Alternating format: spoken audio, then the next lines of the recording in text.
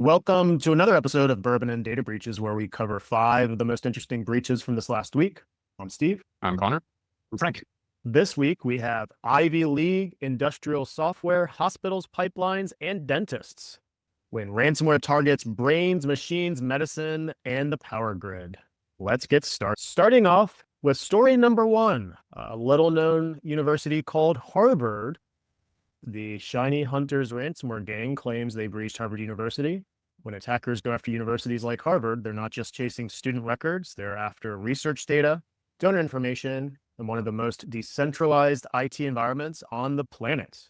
Harvard is advertising quantum everything. Hopefully that comes with a healthy dose of security. But to me, this is a classic case of people overthinking and underestimating complexity. Universities like this are insecure. They're fragmented. Labs, departments, grants, external collaborators, shadow IT everywhere. You don't break Harvard by being elite. You break it by finding the one system nobody owns. The real risk here isn't student data headlines. It's long tail research exposure and donor information spread across systems that don't talk to each other.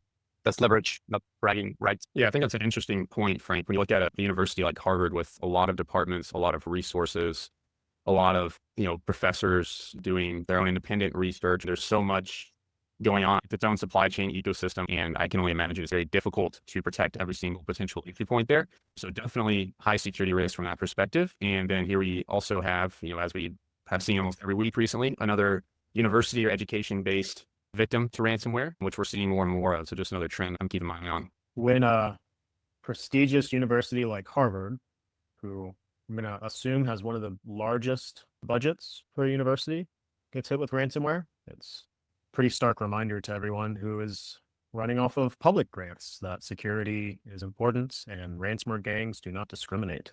Moving right along to story number 2, we've got Hexagon AB. This is a Swedish industrial, geospatial, and engineering software provider. Boy, that's a mouthful. Well, we've got Zero APT, ransomware gang, who has checked in and set up camp right in their backyard. That's right. We've got Hexagon getting ransomed by Zero APT, a new name. So we've started 2026 with a new kid on the block, Zero APT. They claim to have software, factories, city maps, design infrastructure, you name it. So Hexagon, unfortunately, getting to know some of the new gangs 2026. Yeah, Zero APT is a new name on the block, and they've been claiming a significant amount of victims here as of late. But again, the data that they claim to have, very serious. Compromise with industrial software providers like Hexagon can cascade into a lot of supply chain issues, right? Manufacturing, construction, infrastructure, and the customers of those industries can be impacted. So definitely a significant boom here. And you also need to keep our eye on Zero APT, see what they're up to in the near future. So we're a brand new gang. Woohoo. This one matters because it's not really about Hexagon. But when ransomware hits companies that build tools for engineers, surveyors, manufacturers, the blast radius is massive. You're not stealing one data set. You're stepping into the middle of hundreds of downstream environments that assume your tooling is clean. This is supply chain pressure with the drama of an actual exploit disclosure. Quite boring and extremely effective. We shouldn't be surprised. There's already a new ransomware gang making waves on the scene. We saw ransomware had their best year ever last year. We have about 50% more gangs thanks to last year than we did before, and those would all be brand new names. I do miss the gangs that put a little bit more creativity into their naming, like Dragon Force. Gunra. Thank you, Gunra. There's some gangs that really put a little flair on their attacks. Well, today we're going to keep talking about Zero APT. That's right, Zero APT. They didn't stop there. They took a quick little trip down to the United Arab Emirates and checked in at Cleveland Clinic Abu Dhabi, a major international healthcare provider, and Zero APT checked right in. They have healthcare breaches, they're high stakes because of patient data, clinical systems, and life-critical operations all wrapped up into one very expensive ransomware event. You can see the Zero APT website again with claims, threats. Looks like 2.9 terabytes of data, so just a little bit stolen from Cleveland Clinic. Yeah, I think negotiations here aren't about business disruption. They're about real world consequences that nobody wants to say out loud. The scary part isn't even downtime. It's a mix of patient data, clinical workflows, and regulatory exposure all colliding at once. Attackers know, we learned, hospitals don't get the luxury of waiting things out. That imbalance is the business model. Yep. And here we have, as we mentioned again, Zero APT. Again, ton of victims they've been claiming lately, and Cleveland Clinic being one of them, as we mentioned. And I think that's, almost a household name in the healthcare industry, we'll say. Very large global conglomerate. In this case, it was the Abu Dhabi location that's been hit, but who's to know how much data they were able to get their hands on, right? Cleveland Clinic, again, locations globally, a much larger patient data, PHI impact than just one location. This kind of attack, I never like to see, right? When you have healthcare, especially, clinics or hospitals involved where life-giving support is provided, can be disrupted, not to mention how the patients who are already dealing with struggles now have to deal with potential personal data being compromised. And new ransomware gangs, right? It is kind of surprising, but at the end of the day, when you look at the numbers, it's really not. We're seeing these new active gangs pop up monthly. If we look at last year, there was, I think, right around 8,000 ransomware attacks, just under, which was a record. This year, we're already on track for 11 to 12,000. A little bit concerning the way things are trending. Well, this is certainly the first time we've covered Zero APT, but I'm going to go out on a limb and say it's not going to be the last. But for today, we're going to be moving right along to a company that's new to me, Conpet SA. This is a Romanian national oil pipeline operator. So new to me, probably critical infrastructure for anyone getting some oil and gas in Romania. And unfortunately, we've got the #1 gang from 2025. That's right, Quillen, claims a breach of Conpet. So any ransomware incident touching energy, critical infrastructure immediately raises national security and economic alarms. It looks like they've got everything from site plans to satellite to secret documents, and their site is offline. So never a good sign when you're talking about someone who's dealing with a ransomware event and their site does not load. That's not a good sign. I did some research on it. I always thought it was Quillen, but I found out it's Quillen. Interestingly enough. Quillen? But Quillen? Quillen, like We've been calling them by the wrong name this whole time. I'm surprised they haven't reached out and corrected us. We've had other ransomware gangs correct us before. Play got upset. We kept calling them Play News. And they're like, hey, it's just Play. The news is the news section. Anyway, we still call them Play News.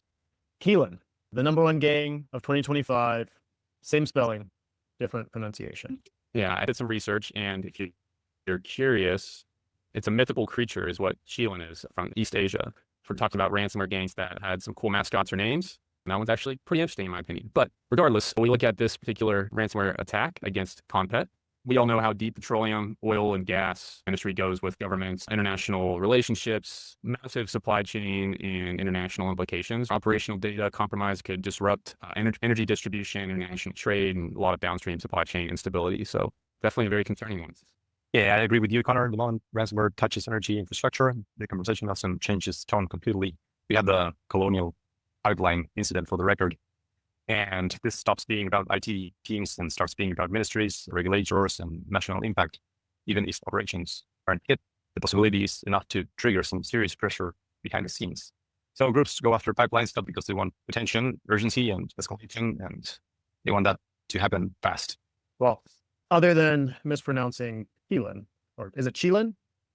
Quillen. Okay, Quillen. I did hear you should never make fun of someone who mispronounces a word because they more than likely learn that word by reading it instead of hearing it, which is always an admirable thing. Certainly, we learned these gangs first by reading them. They really need, on LinkedIn, how they have someone's name and you can press the button and it pronounces it for them. We really need that for ransomware gangs. Well, regardless, Quillen is not slowing down in 2026. Oh no. Last story of today, Lumio Dental, a United States dental service organization, nitrogen ransomware claims to have breached Lumio Dental. Lumio Dental, unfortunately, as a dental organization, a prime target. They have patient records, billing data, and identity information across dozens of practices. And we've got nitrogen ransomware. We've got their site here. Looks like they even grabbed some driver's license information. So that's a serious risk for PII and personal information. Their site does load. Bright smiles, brighter futures. Unfortunately, a few dark clouds on the horizon with nitrogen. So to me, dental groups keep showing up for one simple reason, and that's aggregation. Centralized billing, patient records, and insurance data, all stitched up together from dozens of smaller practices that never expected to be high value targets. And nobody thinks their dentist matters until this data gets reused for fraud years later.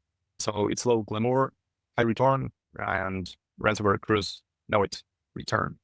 I need that pronunciation. But yeah, anytime healthcare is involved, there's similar to these larger supply chain attacks we just talked about, Compet, there's a high pressure to pay here as well, because you have HIPAA violations as a threat in the US with PHI. And when we look at Lumio Dental, it's not just a single dental practice. This is a multi-location, 500 to 1,000 employee organization. So there's a lot of patients, a lot of practitioners involved, and therefore a lot of sensitive data involved. You go to get your cavity filled and you end up with your insurance and PII, PHI compromise, maybe even a scan of your teeth. Not something we love to see in healthcare, but something that has significant impacts. You can see why nitrogen usually has 1 or 2 victims a month as a steady group. See why they pick their targets the way they do.